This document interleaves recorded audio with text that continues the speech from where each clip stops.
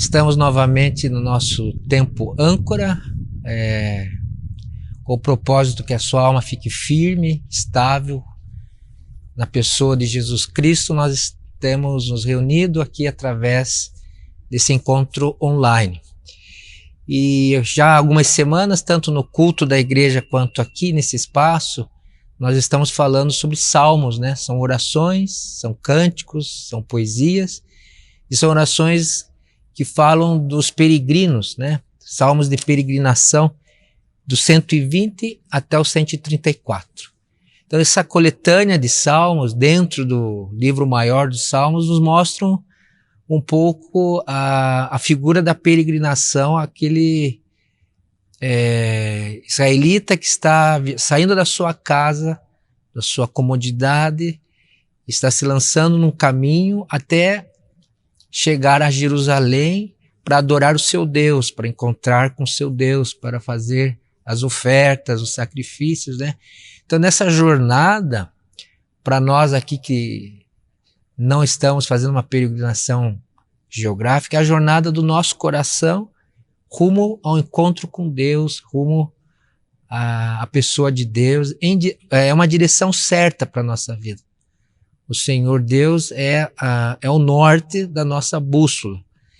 E esse Salmo 127, que é o que nós vamos comentar hoje à noite, um pouquinho, é um salmo, desse grupo de salmos, é o único salmo que Salomão escreve. Eu acho que, se eu não me engano, Salomão escreveu 2 salmos, né? Um deles é esse Salmo 127.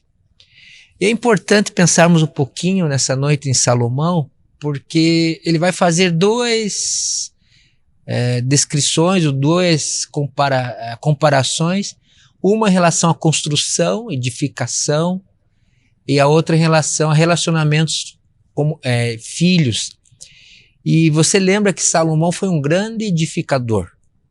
Se tem alguém na Bíblia que tem muita experiência com construção, com edificar cidades, aparelhar um exército, ter sabedoria, ter inteligência, é Salomão. E ele então começa o salmo dizendo assim: se não for o Senhor o construtor da casa, será inútil trabalhar na construção. Se não é o Senhor o que vigia a cidade, será inútil a sentinela montar guarda. Será inútil levantar cedo e dormir tarde, trabalhando arduamente por alimento. O Senhor concede sono àqueles a quem Ele ama. Os filhos são herança do Senhor, uma recompensa que Ele dá. Como flechas nas mãos do guerreiro, são os filhos nascidos na juventude. Como é feliz o homem que tem a sua aljava cheia deles. Não será humilhado quando enfrentar seus inimigos no tribunal. Então Salomão tem bastante experiência nessas 2 figuras que ele usa aqui, como o construtor, como aquele que edifica e protege uma cidade, na sua função de sábio, mas também na posição de rei. Ele também teve 700 mulheres, 300 concubinas. O seu reino, ele entende muito bem essa questão da relação parental, familiar, relacional, né? Pais e filhos. A Bíblia não diz quantos filhos Salomão teve. É interessante que vários reis, você vai notar ali no livro de Crônicas, nos livros de Reis, que eles têm assim a quantidade de filhos. Salomão não nos mostra, mas mostra a quantidade de esposas que ele teve, de 700, né? Entre muitos desses casamentos são alianças políticas, militares, né? Mas eu queria iniciar assim, mostrando para você que Deus é um Deus que trabalha. Deus continua trabalhando, não só quando Ele fez a criação, é um Deus que trabalha, mas continua trabalhando. E Jesus Cristo, quando esteve aqui, teve uma profissão de carpintaria, né? Carpinteiro. Então o trabalho, do ponto de vista aqui do salmo, dessa oração, o trabalho é uma coisa humana, ela é um princípio que Deus nos permite, é algo que Deus nos dá para participar junto da criação. O trabalho não é uma maldição. Agora, o trabalho na nossa cultura hoje, ele pode se tornar um vício. Então, existe esse termo que o pessoal usa, workaholics, né? E aí também tem aquilo que você encontra em 2 Tessalonicenses, capítulo 3, onde Paulo tem um versículo famoso, né, que ele diz assim: aquele que não quer trabalhar, que não coma. Porque existia na igreja de Tessalônica aqueles que estavam esperando Jesus voltar e eram tão espirituais que estavam vivendo folgados à custa da generosidade da igreja de outros irmãos. Então Paulo fala: olha, esse pessoal está vivendo desordenadamente, está uma bagunça aí. Então aquele que não quer trabalhar, não coma. E Paulo era um homem, era um missionário itinerante que muitas vezes se sustentou através do trabalho de fazer tendas, né? Ele era alguém que trabalhava. Então, veja, existe essa polaridade entre ociosidade e ser viciado na atividade, na ação, no trabalho. Eu quero ler aqui um livro antigo que eu tenho, que esse autor faz algumas considerações a respeito do valor do trabalho da perspectiva bíblica cristã. É Paul Stevens, né, Dr. Paul Stevens. Esse livro chama Disciplinas para um Coração Faminto. Eu sei que hoje ele é editado com outro título, um título mais comercial. Mas aqui o Dr. Paul Stevens, ele está fazendo uma análise bíblica o que é isso na vida de um cristão. Como que o trabalho pode ser uma área onde nossa fé, a nossa espiritualidade seja vista, ouvida como missão. O trabalho para o cristão não é secular. O trabalho que nós realizamos com as nossas vocações, o labor ocupacional que você possa ter, seja um professor, seja um carpinteiro, seja um padeiro, seja um médico, seja um pastor, um missionário, um dentista. O trabalho, a partir da reforma protestante, o trabalho é algo espiritual, é algo que toca a vida das pessoas, é algo que nós vamos fazer durante muitos anos na nossa existência. Boa parte do nosso tempo, do nosso labor, das nossas preocupações, vai estar vinculado à atividade vocacional, profissional que nós realizamos. Então, nesse parágrafo, ele faz uma boa análise disso. Na sociedade secular, a identidade é estabelecida por quem você conhece, por quanto dinheiro você ganha, por onde você tem viajado e, o mais importante ainda, por aquilo que você faz para viver. Perder o emprego é enfrentar o máximo de crise de identidade. No entanto, existe uma melhor maneira de relacionar entre você e o trabalho, entre a identidade e o trabalho. É fazê-lo e andar em amor. Walter Hilton expôs uma afirmação que é atribuída a Agostinho, mas está também nos evangelhos. O homem nada mais é do que os seus pensamentos e os seus amores. E assim sendo, se quisermos saber quem é uma pessoa, ao invés de perguntarmos o que essa pessoa faz, simplesmente devemos perguntar o que ela ama e quanto ama. Então, o Dr. Paul Stevens está querendo nos dizer que na sociedade moderna, a nossa identidade está profundamente enraizada naquilo que a gente faz. Então, quando você encontra uma pessoa, provavelmente a primeira pergunta que vem é qual é o seu nome, a segunda é o que você faz. Então, o que eu faço, o quanto eu ganho pelo que faço, a velocidade daquilo que eu faço hoje em dia numa sociedade imediatista também é muito importante, é que vão dar, parece que para nós, um sentido de vida, de realização, de sucesso, de estabilidade financeira, de popularidade. Então o índice do nosso sorriso, do nosso coração alegre, está muito associado pelo que nós fazemos como carreira. Profissionalismo é uma palavra, é uma etiqueta que guarda todo esse valor de identidade que vivemos hoje.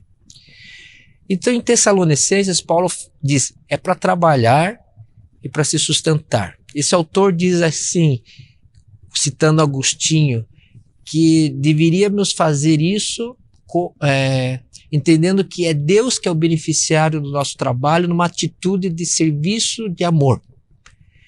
Então é muito difícil, né? Talvez para você, ouvindo o que Paulo diz e o que Salomão escreve nessa oração,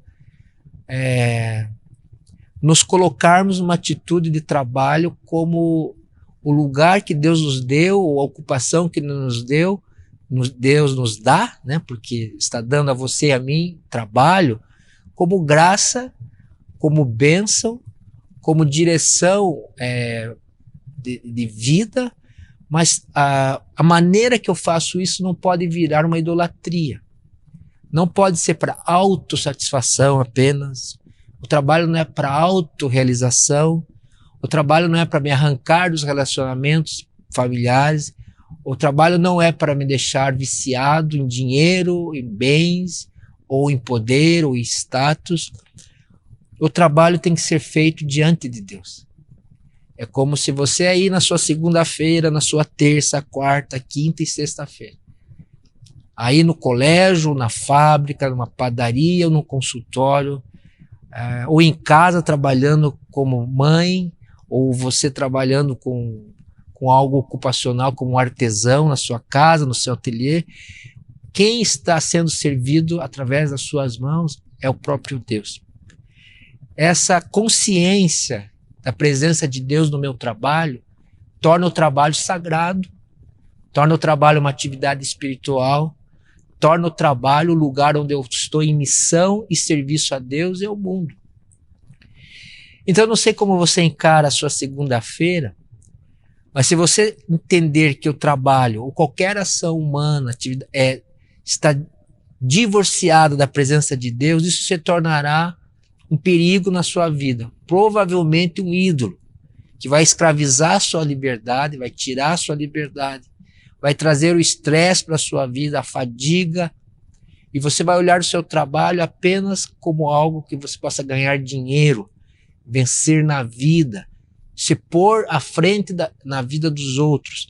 E o seu trabalho vai ser um lugar secular, secularizado, sem a presença e a dignidade de Deus ali naquele momento. Salomão então diz: se não for o Senhor, o construtor da casa, será inútil trabalhar na construção. A inutilidade do trabalho, de construir, de edificar, é a inutilidade de alguém que está vivendo a ação humana, o trabalho humano, o labor humano, a iniciativa humana apenas de si para si mesmo. Não há nenhuma consciência de que o trabalho é bênção e é para servir os outros, e o último e o primeiro beneficiário do meu trabalho é o próprio Senhor Jesus Cristo. Você pode estar dizendo, mas é muito difícil nessa loucura que é a competitividade no mercado, a loucura que é a sociedade ocidental que vive em função realmente da minha identidade ocupacional hoje, não é espiritual, não é relacional, nós colocarmos essa dimensão divina na ação humana. Mas é preciso, porque senão você vai estar, como o Salmo diz, inútil. Inútil, não vai realizar, não vai satisfazer. Pode trazer grana e status, mas não vai completar o seu coração. É uma falsa promessa dizer que a nossa identidade e a nossa felicidade humana está nas nossas mãos, no nosso labor, no nosso poder. As pessoas que vivem essa vida frenética, compulsiva, essa vida tóxica no sentido de não poderem parar, é porque não encontram Deus nas atividades comuns da vida, nas atividades diárias. Não há um culto relacional a Deus naquilo que eu faço. É como se eu ficasse na igreja no domingo, como crente, acabou o culto, boa noite, pastor, boa noite, irmãos, tomo um cafezinho, e segunda-feira é a selva aonde eu estou no centro, o meu ego está no centro. E ali vale tudo. E vira o nosso trabalho um ato de um ateu, né? Eu sou crente no domingo, mas de segunda a sexta entro num ativismo de um ateu porque não há nenhuma noção de Deus naquilo que eu estou realizando. 3 vezes Salomão diz que é inútil isso. Inútil é ser um trabalhador, um construtor. Inútil é cuidar e vigiar e proteger a cidade. Eu posso fazer toda a organização de um exército como Salomão tinha. Posso construir muitas cidades. E se você olhar o livro da vida de Salomão, Crônicas, ele construiu muitas cidades, açudes, edificações. Salomão era verdadeiramente um homem proativo, seria o executivo dos executivos de hoje. Mas ele entende que essa vida proativa, construtiva e de edificador, se não estiver feito, se não está sendo realizado na presença do Senhor Deus, como forma de serviço a Deus, é inútil. E aí vem aquele versículo que todos nós, às vezes, e até os intérpretes dão uma enroscada aqui, né? Você vai percebendo que o terceiro inútil é o mais difícil de a gente, às vezes, entender com a mente moderna que nós temos, né? Porque é até engraçado, ele diz, inútil se levantar cedo e dormir tarde, né? Em outra tradução, inútil é trabalhar penosamente, né? Inútil é trabalhando arduamente por alimento. Mas como inútil? Se é isso que a vida significa para a maioria de nós, a vida não é inútil. Isso é o beabá da vida nossa, né? Acordar cedo, lutar pela vida, lutar pela sobrevivência, tentar poupar, tentar ter uma conquista ali, tentar ter um projeto maravilhoso para que as pessoas possam ter interesse por nós e nos reconhecer. Parece que a gente... E por que Salomão, na sua sabedoria, nessa oração, está dizendo inútil? Depois ele faz um contraste, né? Veja, essa poesia trabalha naquilo que a gente chama aprenda por contraste, por paradoxo, por algo assim que nos deixa de boca aberta. Ele vem com essa frase que é tão difícil de aceitar na nossa compreensão moderna. O Senhor concede, em algumas traduções está sustento, o Senhor concede alimento, descanso. Aqui a NVI está, o Senhor concede sono àqueles a quem Ele ama. Aos seus Ele dá enquanto dorme, na corrigida. Veja que contraste, né? Aos seus filhos, aos que Deus está cuidando de você no turno da noite, na vigília, né? Enquanto você vai para a sua cama, para a sua casa e descansa, o Senhor trabalha por você. É isso que está dizendo aqui. Não é só seu planejamento, não é só seu profissionalismo, suas competências, o seu currículo bem montado, não é só o seu esforço próprio, né? Não é meritório. Apesar de um lado, a Bíblia diz trabalhe arduamente, é bênção. Quem não quiser trabalhar, não coma. Paulo, ou se você pegar Provérbios, vai ter com a formiga ao preguiçoso. A Bíblia não lida com a ociosidade muito bem, ela repreende, adverte, né? Mas aqui no Salmo, Salomão está fazendo um contraponto, ele está dizendo assim, olha, não adianta você achar que você vai ganhar o mundo por conta própria. Você vai ser o conquistador, você vai ter tudo o que tem. Não adianta você desenfreadamente focar e pensar que o domínio e as conquistas e a sua felicidade dependem das tuas mãos apenas. Salomão não está condenando o esforço humano, ou a dedicação, ou a competência. O que Salomão está percebendo como sábio que é, e um homem que tem a sabedoria que Deus deu maior do que todos, ele está dizendo que não é por esse caminho, mas pelo caminho da confiança, da entrega, porque aos seus, Deus está trabalhando e preparando a sua segunda-feira no domingo à noite. Deus está cuidando de você no tempo anterior e posterior a você. Deus está no seu amanhã. Deus sabe das suas necessidades, Deus sabe do desemprego, Deus sabe Deus é provedor e conhecedor, porque Ele trabalha. Veja, enquanto nós dormimos, Deus trabalha por nós. É isso que Salomão está dizendo. Agora, precisa ter fé nessa verdade, né? Nesse princípio, nessa primeira imagem que Salomão nos traz no Salmo. Enquanto eu estou no sono, haverá provisão, sustento, haverá bênção na minha casa, Deus cumprirá a sua palavra e suas promessas. E esse salmo, ele é bem conhecido de nós, né? E entenda, não é a defesa. O Salomão nunca foi preguiçoso e ocioso. Aliás, Salomão foi um homem da ação, mas entendia que toda ação sem Deus não há certezas. Sem Deus não há provisão que eu possa descansar. O descanso da noite, o descanso do coração, é o descanso dos que temem a Deus, para Salomão. Então, temer a Deus é uma questão de saúde.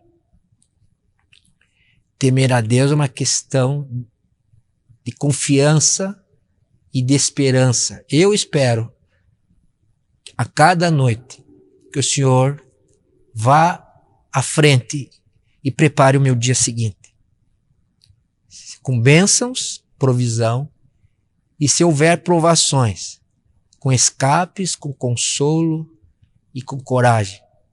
Mas que Deus está no meu dia de amanhã, e está no seu também. Entenda isso, que é inútil, 3 vezes inútil para Salomão, essa vida frenética e egocêntrica. É uma vida muito ambiciosa, mas quem é muito ambicioso também é muito ansioso, é preocupado. Então, descansar em Deus é fruto da fé. O descanso em Deus é fruto de... Até às vezes eu cito essa parte na forma antiga da tradução. Aos seus Deus dá enquanto dorme, enquanto descansa. Então, eu vou continuar trabalhando, me preparando, continuar labutando, mas eu sei que quem me sustenta com pandemia, sem pandemia, é o Deus provedor. O Deus que conhece todas as minhas necessidades. Essa segunda imagem está nos versículos que eu ainda já li, mas vou repetir. Os filhos são herança do Senhor, uma recompensa que Ele dá, como flechas da mão do guerreiro. Veja, Salomão não sei quantos filhos teve. Eu lembro que teve Roboão, que foi o sucessor dele. Não sei se Salomão teve muitos filhos. Quem sabe teve muitos. Então ele podia dizer, os meus filhos são como flecha na minha mão. Mas ele vai terminando o salmo dizendo que os filhos são, essa bênção que são os filhos, esse presente que são os filhos, é como flechas na aljava. A aljava é aquela mochila que você vê nos filmes que quem tem coloca pendurado no ombro, nas costas, mas ali cabe muito mais flechas do que na mão. Então, há uma progressão de quantidade de flechas aqui clara nessa imagem, né, do guerreiro com flechas na mão ou com o guerreiro com aljavas. Agora, para Salomão, essa quantidade de filhos são sinônimo de segurança, porque num tribunal ou na porta das cidades antigas é que se faziam os negócios e as grandes decisões. Parece que o conselho da cidade se reuniam nas portas das cidades. Então, Salomão está dizendo assim que numa situação, se você está numa sociedade agrária, onde os filhos vão trabalhar junto com você no seu terreno, na sua terra, né? Então, filhos dão segurança e abençoam o clã, a família, cresce. Essa é uma visão relacional. Os filhos de uma porta de uma cidade não vão deixar o pai ser envergonhado, vão fazer bons negócios. Os filhos são como flechas, o guerreiro com muitas flechas vai poder se defender ou atacar, usar esse instrumento de guerra melhor. Por que ele sai da questão do trabalho para a questão relacional, que é a relação flechas e arco e flecha, ou a relação guerreiro e as flechas, ou pai e filhos, né? Por que ele usa uma imagem tão diferente? Porque no contraste que Salomão faz, o Senhor é o nosso provedor, Ele que constrói, Ele que protege a cidade, né? É Ele que sustenta. É a mesma questão dos filhos, né? Os filhos para Salomão são doação de Deus, vem de Deus, né? Não tá nas mãos nossas os filhos, são recompensas, são herança do Senhor para nós nos abençoar, para nós apreciarmos, para nós sabermos que eles vão nos dar sentido, mas a imagem dessa condição de filhos e flechas é uma imagem de conjunto, ela não é uma imagem de usar isso funcionalmente. Então, alguns de nós, às vezes, olhando essa parte dessa oração que Salomão diz do Salmo 127, esquece de ler que os filhos são do Senhor. É como se ele nos emprestasse esse presente, nos dá por custódia, né? Como se diz no Novo Testamento, nós somos como se fôssemos mordomos de todos esses bens, né? Então os filhos são para nós um tesouro, as relações, né, familiares, afetivas, mais pessoais, mais íntimas, são as que nos fortalecem, são as que trazem vitória, são as que nos trazem segurança, são as que nos trazem sentido, mas no fundo nós não podemos agarrar demais. Não podemos tornar isso como um padrão de meu bem. O meu filho é meu, entre aspas, porque ele é de Deus, e isso ajuda a você corrigir suas expectativas nas relações entre marido, mulher, pais e filhos, patrões e empregados.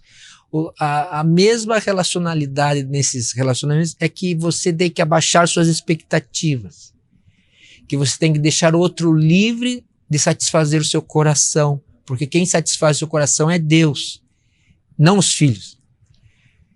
É aquela falsa promessa romântica que a gente, quando casa, acha que o marido e a mulher, e a gente faz aqueles votos no casamento, aquelas alianças, que jamais te deixarei, nunca te abandonarei.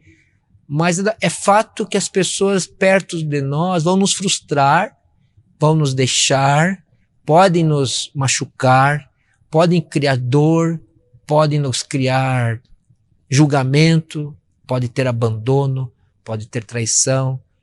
Então, no amor relacional, há sofrimento, há dor. E nós precisamos aceitar isso como vindo de Deus.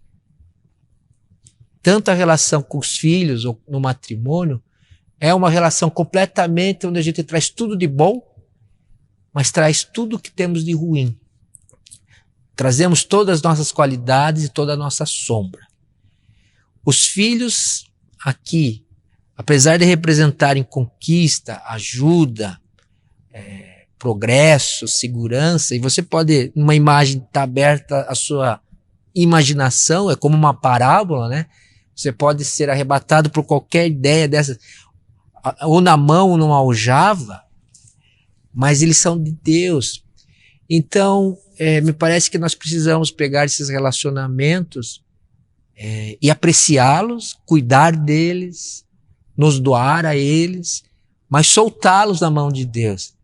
É uma libertação a hora que eu e você podemos perceber que a satisfação da nossa provisão material vem de Deus, não é do nosso trabalho só árduo, e a satisfação na nossa vida emocional, nossa realização de felicidade humana não vem das relações, mas vem de Deus, apesar de nós podermos apreciá-las e contemplar se a nossa mão está cheia de flechas ou se a nossa aljava está cheia de flechas. Agora, se você é solteiro, não é casado, ou você é casado e não teve filhos, esse salmo não só fala de filhos como vindo da nossa questão de matrimônio, por exemplo, mas fala das relações, né?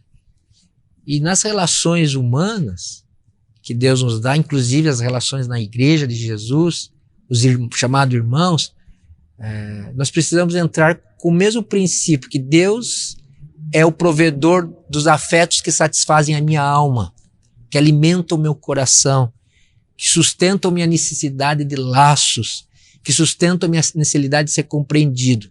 Então, se você está aí no outro lado da câmara, solteiro ou casado, o que nós não podemos fazer, e é um risco, é colocar que a nossa saciar a nossa alma será através daquela pessoa, de outra pessoa, daquele relacionamento ou dentro daquele indivíduo. O ser humano que busca estar completo nas relações sociais e humanas, familiares, ele vai se decepcionar muito. Ele vai se decepcionar muito, vai trocar muito de igreja, vai trocar muito de mulher, vai trocar muito de marido, vai ficar muito magoado quando os filhos crescem, levam suas vidas do jeito que eles querem, vai ficar muito magoado com os amigos íntimos porque não estavam do jeito, né? A gente vai interpretá-los como os amigos de Jó. Então, o que nós podemos fechar aqui nessa oração? Para tudo isso não ser inútil, ou decepção, ou só frustração e fracasso, nós precisamos resgatar o sentido que a Bíblia nos dá, que a coluna dorsal das relações humanas e da realização vocacional como trabalho e ocupações é a relação com o próprio Deus triuno da fé. É em Deus que você tem esperança, é em Deus que você vai ser saciado, é em Deus que você vai ser provido das suas necessidades emocionais, físicas, materiais. E como Deus é fiel, e como Deus é generoso, então você pode falar, ufa, que bom que é em Deus. E o salmista diz, somente em Deus a minha alma. Somente em Deus a minha alma espera silenciosa, porque dele vem a nossa satisfação. Em outra tradução, a nossa saciação, a nossa segurança. Somente em Deus. Peço a você então que